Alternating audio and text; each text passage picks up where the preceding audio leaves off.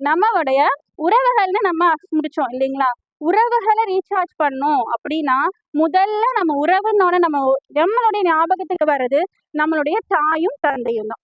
அப்போ அந்த தாயும், தந்தைன்னு சொல்லிட்டாலே அதுல எந்த ஒரு கலப்படமும் இருக்காது. அந்த உறவு வந்து தூய்மையானதா தான் இருக்கும். அப்படிப்பட்ட உறவை நீங்க தாயையும், தந்தையும் ஃபர்ஸ்ட் பேணிட்டீங்கனாலே, உங்களுடைய வாழ்க்கையில எப்போதுமே நீங்க ரீசார்ஜா தான் இருப்பீங்க.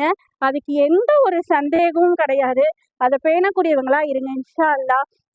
நம்ம என்ன பார்க்க போறோம்? நம்மளுடைய தாய் தந்தைக்கு அப்புறம் ஒரு உறவுல முக்கியமான ஒரு உறவு நம்ம கடைசி வரைக்கும் வரப்போகுதுன்னா, ஒரு பெண்ணுக்கு கணவனும், ஒரு கணவனுக்கு ஒரு ஆணுக்கு மனைவி இருந்தா இல்லைங்களா?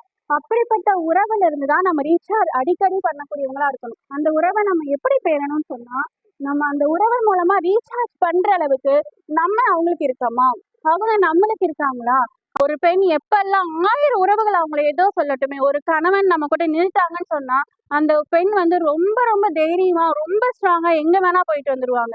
அது கணவன் மூலமா தான் ஒரு பெண்ணுக்கு ரீசார்ஜ் கிடைக்கும். அதே மாதிரி தான் ஒரு ஆணும். ஒரு ஆணுக்கு எத்தனையோ உறவுகள், எத்தனையோ ஒரு ஆண நீ நல்லா வரமாட்ட, நீ அப்படி போயிருவேன்னு சொன்னாலும், தான் மனைவி ஓகே உங்களால முடியும்னு சொல்லிட்டா, அந்த ஆண் தன்னைத்தானே ரீசார்ஜ் பண்ணிக்குவாங்க.